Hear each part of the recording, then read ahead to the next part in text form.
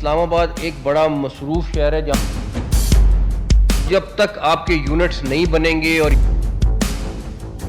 نئی لیڈرشپ نہیں آئے گی یہ کام نہیں ہوگا. جب ایک بچہ ڈیرہ غازی خان، چلاس، کچھ اور تھر پارکر میں وہی ایجوکیشن اور ہیلتھ کیئر فیسلٹیز انجوائے کر رہا ہو جو لاہور، کراچی، پشاور اور کوئٹہ میں رہنے والا بچہ کر رہا ہے، جب ڈیرہ بگٹی میں رہنے والی ایک ماں بر وقت اپنی میڈیکل کیئر کو حاصل کرے، اور جب سندھ، پنجاب، بلوچستان، KPK، گلگت بلتستان اور کشمیر کے لوگ رسپانسو پبلک انسٹیٹیوشنز کو فیس کریں، جب تو پاکستان کہہ سکتا ہے کہ انہوں نے ایڈمنسٹریٹو ریفارم کر لی ہیں، ورنہ صرف نقشے پر لائنیں کھینچنے سے ایڈمنسٹریٹو ریفارمز کبھی بھی حاصل نہیں ہوں گے. پاکستان میں ایک بار پھر نئے صوبے بنانے کی گفت و شنید نے جنم لیا ہے، اور سب سے پہلے یہ بیان سنا گیا محسن نقوی صاحب کی طرف سے، جو کہ آج کل انٹیریئر منسٹر کے فرائض سر انجام دے رہے ہیں. مگر دیکھا جائے تو بات یہ نہیں ہے کہ نئے کتنے پروونسز بنیں گے اور کیسے بنیں گے، بات یہ ہے کہ کیا پاکستان اس قابل ہو گیا ہے کہ وہ اتنے صوبے بنا کر اس کو صحیح طرح گورن کر سکے. نئے صوبے بنانے کا مطلب ہوتا ہے کہ پبلک کو ہیلتھ کیئر، ایجوکیشن اور جسٹس انسٹنٹ ملے، اور اگر نئے صوبے بنانے کے بعد بھی یہ چیزیں عوام سے دور رہتی ہیں تو پھر نئے صوبے بنانے کا بھی کوئی فائدہ نہیں ہے. دوستو، پاکستان کی آبادی 240 ملین ہے اور اس کا کل رقبہ 7,96,000 اسکوائر کلومیٹر ہے. ظاہر ہے کہ جس طرح کا گورننس ماڈل پنجاب میں امپلیمنٹ ہو سکتا ہے کہ گلگت بلتستان میں وہ ماڈل افیکٹو نہ ہو. اس وجہ سے پاکستان میں پنجاب سے لے کے گلگت بلتستان اور کشمیر سے لے کے سندھ تک ڈیفرنٹ گورننس ماڈل کی ضرورت ہے. پاکستان کی ہسٹری گواہ ہے کہ پاکستان نے بہت دفعہ بار اپنی ایڈمنسٹریشن کو بہتر کرنے کی کوشش کی ہے.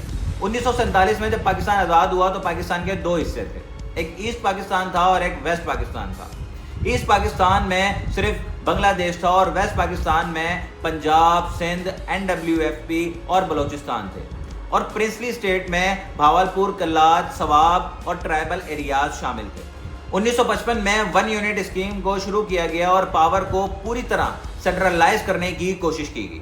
پھر 1970 میں اس 1 یونٹ کو ایبولش کر دیا گیا اور 1973 کا کانسٹیٹیوشن بنایا گیا، اور جس میں پروونسز کو پروونشیل آٹونومی دی گئی. اور ابھی ریسنٹلی فاٹا کا KP میں مرجر اس چیز کو بتاتا ہے کہ پاکستان میں ایڈمنسٹریشن کی کوششیں ہوتی رہتی ہیں، مگر پھر بھی بھاولپور، ساؤتھ پنجاب اور ہزارہ ڈویژن سے یہ باتیں سننے کو ملتی رہتی ہیں کہ ہمارے نئے صوبے بنائے جائیں. اس کا مطلب ابھی تک ریسورسز عوام سے بہت دور ہیں.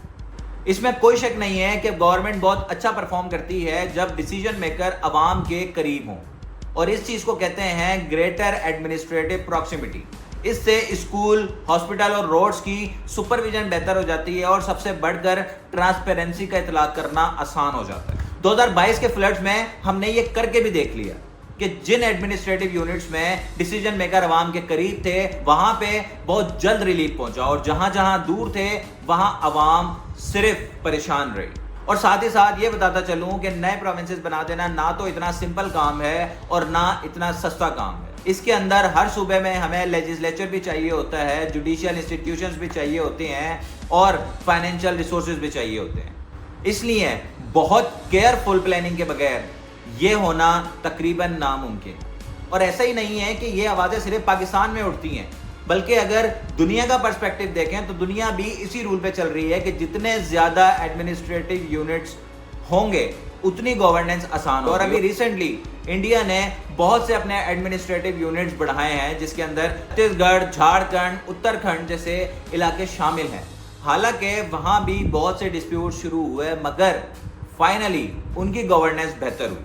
اور بنگلہ دیش نے بالکل ایک ڈیفرنٹ اپروچ کو یوز کیا کہ کنٹری کو ڈویژنز میں ڈیوائیڈ کیا گیا اور ڈویژنز کو ڈسٹرکٹس میں ڈیوائیڈ کیا گیا، اور ڈسٹرکٹ کو مزید ایڈمنسٹریٹو یونٹس میں ڈیوائیڈ کیا گیا جن کو انہوں نے اپ ضلاع کا نام دے دیا، اور اپ ضلاع کو مزید ایڈمنسٹریٹو یونٹس میں ڈیوائیڈ کیا گیا جن کو پریشاد کا نام دے دیا گیا. انڈونیشیا نے دنیا کا لارجسٹ ڈی سینٹرلائزیشن پروگرام شروع کیا اور اتھارٹیز کو ڈسٹرکٹس اور میونسپلٹیز تک ڈیوائیڈ کر دیا. ان سب کنٹریز میں ڈفرینٹ پولیٹیکل سسٹمز ہیں، مگر پھر بھی ایک بات کو یہ سب پوائنٹ آؤٹ کرتے ہیں کہ ایڈمنسٹریٹو یونٹس بنا دینا اتنا ضروری نہیں ہے، جبکہ گورنمنٹ آفیشیلز کے جو ڈیسیجن میکرز ہیں ان کا عوام کے ساتھ تعلق اچھا ہونا اور گہرا ہونا بہت ضروری ہے۔ بدقسمتی سے پاکستان کے پاس 1973 کے کانسٹیٹیوشن میں اس کا بہترین حل موجود ہے، مگر پاکستان نے اس کو افیکٹولی کبھی استعمال نہیں کیا۔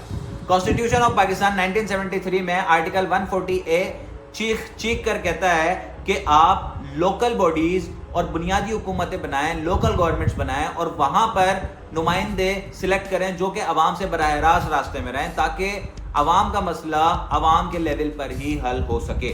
2001 میں لوکل گورنمنٹ پلان بنایا بھی گیا اور اس کو امپلیمنٹ بھی کیا گیا، جس سے انسٹیٹیوشنل بیہیویئر بہت حد تک چینج بھی ہوا، مگر بدقسمتی سے یہ سب کچھ آگے نہ چل سکا۔